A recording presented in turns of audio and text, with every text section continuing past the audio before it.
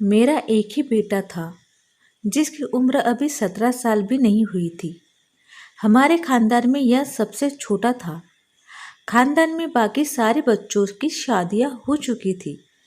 आज भी हम शादी से वापस आए थे जब यह मुझसे कहने लगा, माँ आप मेरी शादी कब करवाएंगी? मैंने तो मैट्रिक भी कर ली है।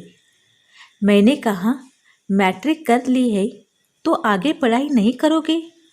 तो उसने कहा, इतना बड़ा कारोबार है, भला आगे पढ़ने की क्या ज़रूरत है? बात तो उसकी बिल्कुल ठीक थी। पढ़ाई में उसने अपना वक्त बर्बाद करना था, क्योंकि संभालना तो उसे अपने पिता का कारोबार ही था और यह ऑफिस में भी अच्छा जाता था। उसको सारे काम की समझ थी, लेकिन शादी वाली बात पर मैं मुस्कुराने लगी। मैंने कहा कि अभी तुम्हारी शादी नहीं करनी, तुम्हारी शादी की उम्र नहीं है। मुझे लगा कि यह मजाक कर रहा है, लेकिन उसने अब बार बार जिद करनी शुरू कर दी कि मेरी शादी करवा दो। पहले तो वह मजाक करता था, लेकिन अब बिल्कुल सीरियस हो गया है। यूँ तो हमारा खानदान लड़कों से भरा हुआ था।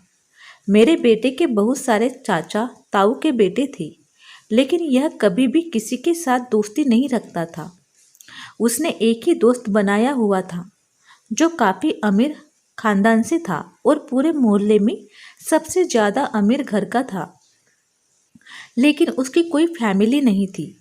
मेरे बेटे की उसी के साथ दोस्ती थी। उसका नाम रोहन था। वह अकेला रहता था। एक दिन मैंने उससे बात की। मैंने कहा कि आजकल यह तुम्हारे दोस्त को क्या जिद चढ़ी है? देखो, यह तुमसे 7 से 8 साल छोटा है। अभी तुम्हारी भी शादी नहीं हुई है और यह चाहता है कि इसकी शादी करवा दूँ। क्या यह तुमसे भी कोई इस तरह की बात करता है?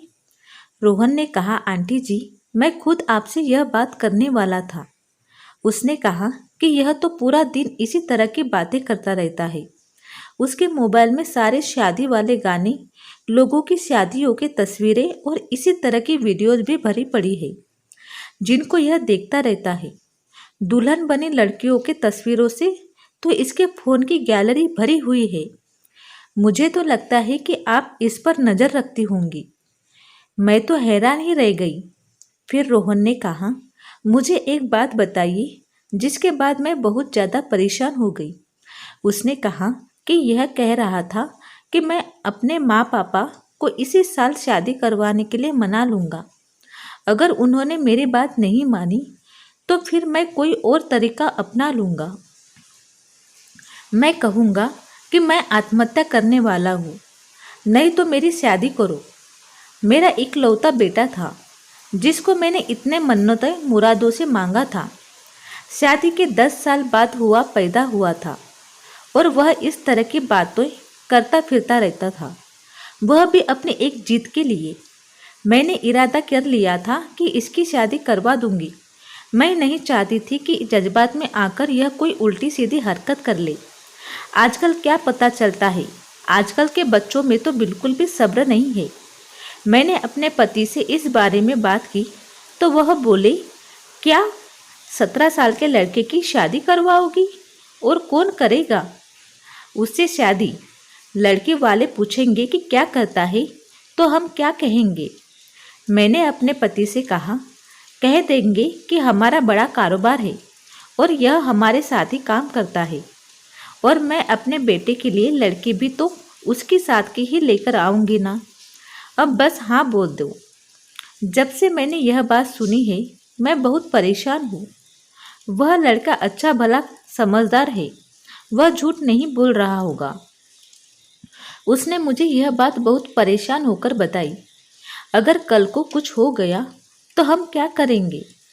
लोगों को क्या जवाब देंगे कि बेटा शादी करना चाहता था और हम उसकी शादी नहीं करना चाहते थे? मेरे पति ने कहा, तुम माँ बेटे की जिद पूरी करते करते मेरे बाल सफ़ेद हो गए हैं। मुझे घर के मामलों में वैसे भी कहाँ बोलने देते हो। मैं तो बस तुम लोगों के लिए पैसे कमाने की एक मशीन हूँ। जो भी करना है कर लो। 2 टाइम का खाना मेरा बाहर होता है, मैं 1 टाइम का भी बाहर ही खा लूँगा। लड़की कोई ऐसी लेकर आना जिसके साथ तुम्हारा गुजारा हो जाए और अपने घर में अपने बेटे और बहू को संभाल कर रख सको। मुझे कोई मसला नहीं है। मैंने अपने दोस्त से कहा, मुझे रिश्ता चाहिए, तो उसने कहा, अपने छोटे से लड़के की शादी करोगी? उसे पता भी है शादी क्या होती है, शादी की जिम्मेदारियां भी होती है। मैंने कहा, बस मुझे कुछ नहीं पता, तुम जितने चाहो पैसे ले लो, मुझे अच्छा सा रिश्ता तलाश करके दो। मेरे दोस्त ने कहा, अच्छा ठीक है, रिश्ते तो मिल जाएंगे, लेकिन उस लड़की का भी तुम्हें ही ख्याल रखना होगा। यह ना हो कि यह बचपन में ये आकर लड़ाई करे, जैसे उसे शादी करने का शौक चढ़ा है उसी तरह तलाक करने की भी डिमांड कर बैठे। मैंने कहा कि चुप करो, मैं तुमसे अपने बेटे की शादी के बारे में बात कर रही हूँ और तुम इस तरह की बात कर रही हो। उसने 1-2 महीने बाद लड़की तलाश करके दे दी और मैंने अपने बेटे से कहा, मैं तुम्हारी शादी करवा रही हूँ, इसलिए तुम्हें परेशान होने की कोई ज़रूरत नहीं है। वह भी खुश हो गया था और वह मेरी हर बात मानने लगा था।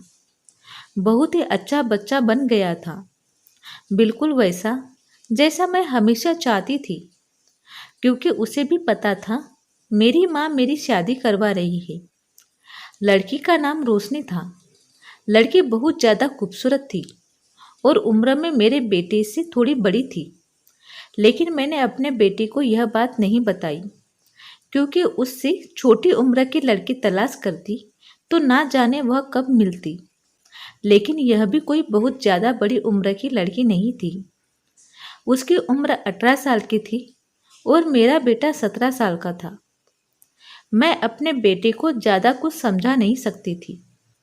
अपने बहू को यह समझाया कि अच्छे तरीके से रहना, जो भी मसला हो मुझे बताना। उसने कहा ठीक है, और मेरे बेटे की शादी हो गई। मैंने बहुत धूमधाम से शादी की थी। सुबह 4 बजे का वक्त हुआ था। जब मेरे कमरे के दरवाजे की कुंडी बजी तो सामने मेरा बेटा खड़ा था। मैंने कहा कि क्या हो गया है?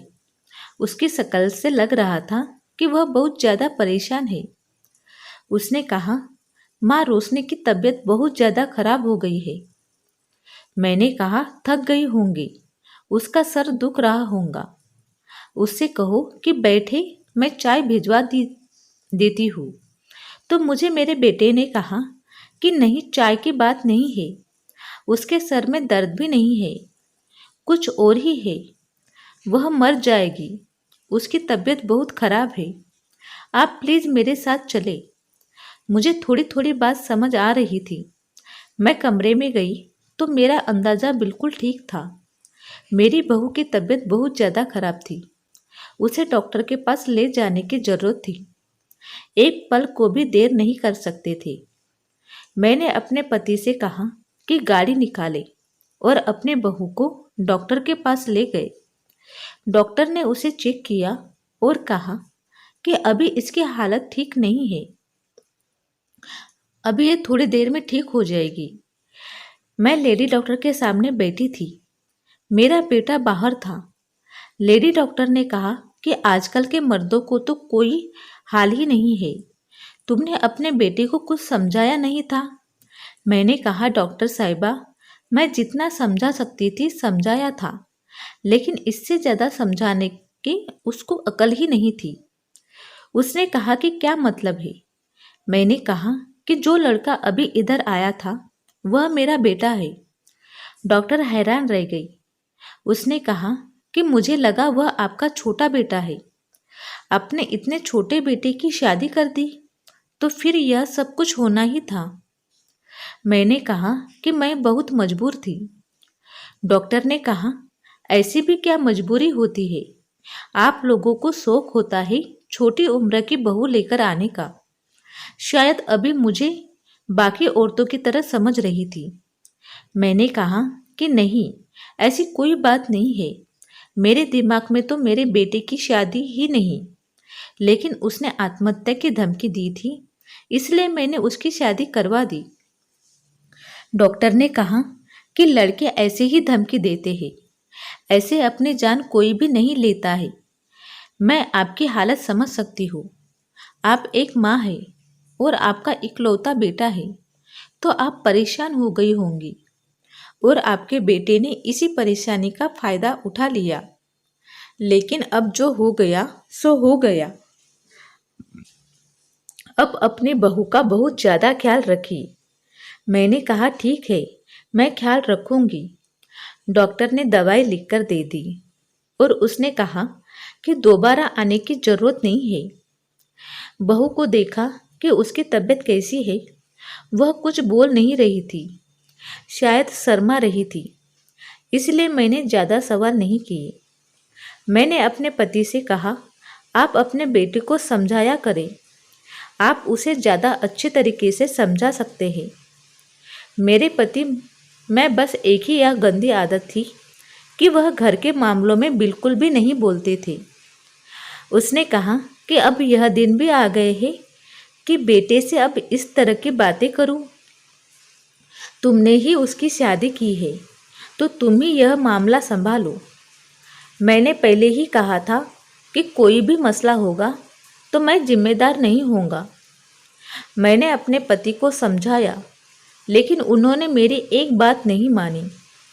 मैंने सोचा क्यों ना अपने बेटे को मैं खुद ही समझाऊं, वह मेरी बात जरूर मानेगा।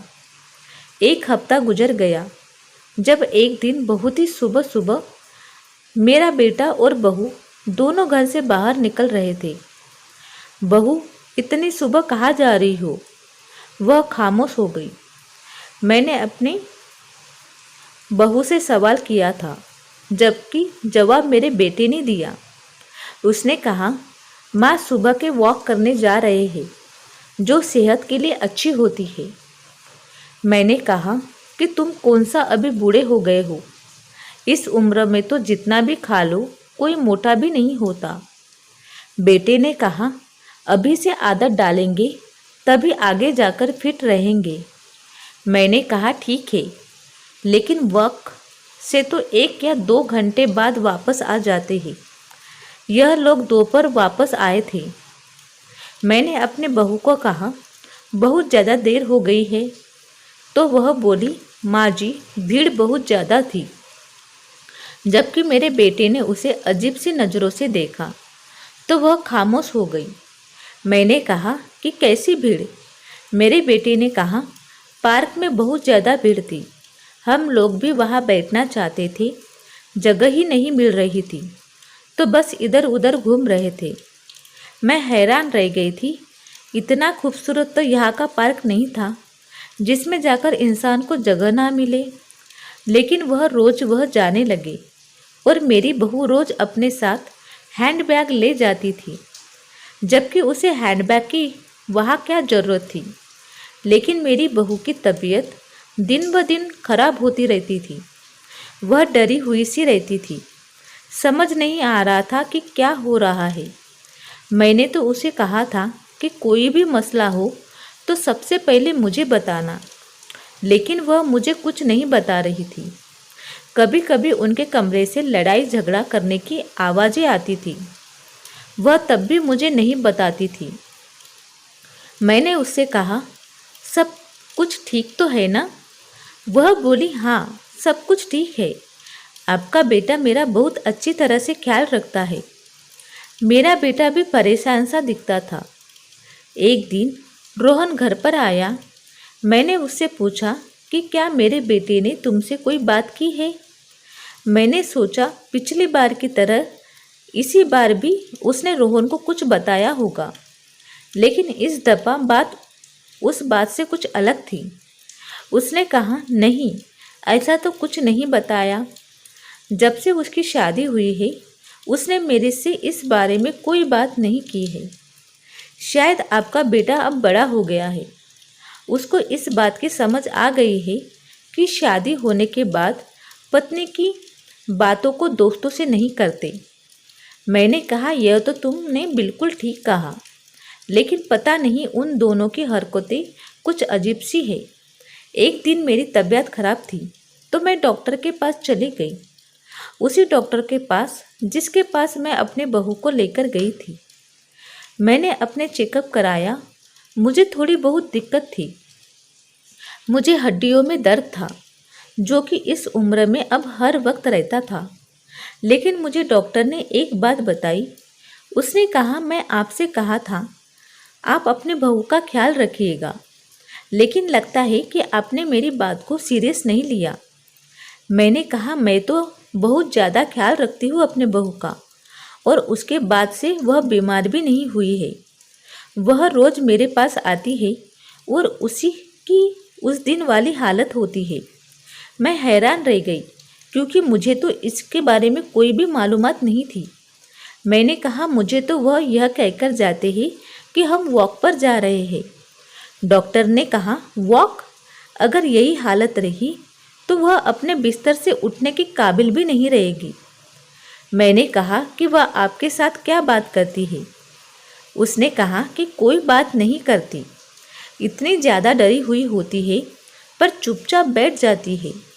मैं उसका इलाज कर देती हूँ, पर उसने यह ज़रूर कहा कि मेरी यह बात किसी को ना बताए। अगर आप आए तो आपको भी ना बताओ। मुझे पता है कि वह उम्र में कम है, आप समझदार है, इसलिए मैं आपको बता रही हूँ। मैंने अपना सर पकड़ लिया और बेटी की शादी क्यों की? मैंने तो मुसीबत मोल ले ली। यह दोनों पति पत्नी मिलकर ना जाने कौन सी बात छुपा रहे थे। उनको किसी भी बात का पता नहीं था, अकल के कच्चे थे और ना जाने किस तरह की हरकत में पड़े हुए थे। मुझे समझ नहीं आ रहा था कि इनसे क्या बात करूं और कैसे समझाऊं, और अगर इस मामले में लड़की के माँ बाप को शामिल करूं तो वह कहते हैं कि हमने आपको अपनी बेटी दी, इसलिए दी थी। उन्होंने तो मुझे ही बात सुनानी थी और बेटे को ही कहना था कि आपका बेटा तो कम अक्ल का है।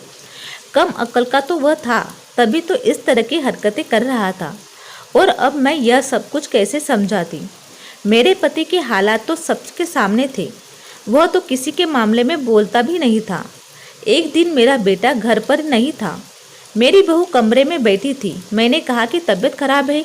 उसने कहा, नहीं, बस आराम कर रही हूँ। मैंने उसे सब कुछ बता दिया। मैंने कहा कि मैं उसी डॉक्टर के पास गई थी जिसके पास तुम जाती हो। जाहिर तुम छोटी बच्ची, तो तुम्हें झूठ बोलना भी नहीं आता। अगर तुम इतनी समझदार होती तो फिर से उस डॉक्टर के पास नहीं जाती। तुम्हें यह नहीं पता कि वह हमारी फैमिली डॉक्टर है। उसने मुझे सब कुछ बता दिया और अब तुम मुझसे झूठ मत बोलो। मुझे सब कुछ सच सच बताओ कि क्या मामला है। मेरी बहू ने साफ इनकार कर दिया। उसने कहा कि मैं आपको नहीं बता सकती। मैंने पूरी कोशिश कर ली। पहले प्यार से पूछा, फिर उसको डांटा और फिर दोबारा मिन्नतें की, लेकिन उसने मुझे नहीं बताया। एक दिन मैंने अपने बेटे को किसी काम से बाहर भेज दिया। उसे देर हो गई, इसलिए वह रात को वहीं रह गया। सुबह जब मेरी बहू की तबीयत खराब हुई तो मैंने डॉक्टर को घर पर बुला लिया, क्योंकि मुझे उससे बहुत ज़रूरी बात करनी थी। और उसने मेरी बात को समझा और मेरा साथ देने का वादा किया, और जो भी उसको ज़रूरी काम था उसने कर लिया। उसने कहा कि मुझे सैंपल लेने थे, वह मैंने ले लिए हैं। अब हमें कुछ टेस्ट करवाने होंगे, इसके बाद पता चलेगा कि असल कहानी क्या है। और जब रिपोर्ट सामने आई तो मेरे कदमों तले से ज़मीन ही निकल गई। रिपोर्ट के मुताबिक मेरी बहू की ज़िंदगी में जो व्यक्ति था वह मेरा बेटा नहीं था। इसका मतलब कि उसके साथ जो कुछ भी हो रहा था वह मेरे बेटे की वजह से नहीं हो रहा था। यह लड़की कर क्या रही थी? यदि मेरे बेटे की वजह से यह सब नहीं हो रहा था तो फिर वह इसका साथ क्यों दे रहा था? वह क्यों उसके साथ मुझसे झूठ बोलता था और उसको डॉक्टर के पास भी ले जाता था? मैंने अपने बेटे को भी सब कुछ बता दिया। मैंने उसको कसम दी। उसने मेरे सामने बच्चों की तरह रोना शुरू कर दिया। उसने कहा कि माँ, मुझे शादी नहीं करनी थी। यह शादी तो वाकई बहुत बड़ी मुसीबत है। मैंने कहा कि हुआ क्या है, मुझे बताओ। उसने कहा, मुझे शादी करने का शौक जरूर था, लेकिन यह सब कुछ रोहन ने करवाया है। उसने आपसे झूठ बोला था कि ऐसी कोई बात नहीं थी। उसने कहा था कि अगर तुम्हारे माँ पापा को शादी के लिए मना लूँ तो तुम्हें मेरी एक बात माननी होगी। उसने ना जाने आपसे क्या बात कही कि आप शादी के लिए मान गई और फिर मैंने उससे वादा किया था कि उसकी बात जरूर मानूंगा। लेकिन उसके बाद बहुत ज़्यादा अजीब थी। उसने पास वाला घर किराए पर ले लिया था, जिसकी खिड़की से रात को वो हमारे कमरे में आ जाता था और मुझे उस कमरे से बाहर निकाल देता था। यह सब कुछ वही कर रहा था। मैं तो जैसे पत्थर की मूर्ति बन गई थी। मुझे ऐसा लग रहा था कि मेरा सारा वजूद बर्फ का बन गया हो और मेरे हाथ पैर कांप रहे थे। मेरे मासूम से बेटे को उस लड़के ने बेवकूफ़ बना लिया और मेरी बहू को भी। जाहिर है कि उसके आगे पीछे कोई भी नहीं था और उस अकेले लड़के को बेटी किसने देनी थी। उसने अपनी बुरी नीयत को सर अंजाम देने के लिए मेरे बेटे और बहू का इस्तेमाल किया, जबकि मैं उसे अपना बेटा समझती थी। मैंने यह बात अपने पति को बताई और उनसे कहा कि अब तो कुछ कर लो, तुम्हारे घर की इज्जत नीलाम हो गई है। मेरे पति को गुस्सा आ गया और उसने बड़े ही आराम से रोहन को पकड़ लिया और उसके बाद पुलिस को सब कुछ सच सच बता दिया और उस पर केस भी करवा दिया। मेरे बेटे और बहू की बेवकूफ़ी थी। यह हम लोगों की समझ से बाहर था, लेकिन नुकसान तो बहुत ज़्यादा हो गया था। रोशनी को समझाया कि यह बात अपने घर वालों को ना बताए और बेटे को भी समझ आया कि अपनी पत्नी का ख्याल रखे और दिमाग से यह सारी बातें निकाल दी। यह वक्त हम पर बहुत मुश्किल था। रोहन को हमने ज़्यादा से ज़्यादा सज़ा दिलवाने की कोशिश की, लेकिन हम इतना कामयाब नहीं हो सके। पर एक बुरे इंसान के बुरे नीयत से वाकिफ जरूर हो गए। रोशनी का अब बहू के कहने का दिल नहीं करता। अब तो वह बेटी हो गई थी। वक्त के साथ साथ अब सब कुछ ठीक हो गया था। तो फ्रेंड्स, आप इस स्टोरी के बारे में मुझे कमेंट में ज़रूर बताइए और आपको यह स्टोरी अच्छी लगी तो प्लीज़ लाइक, शेयर और चैनल को सब्सक्राइब करना ना भूलें। धन्यवाद दोस्तों।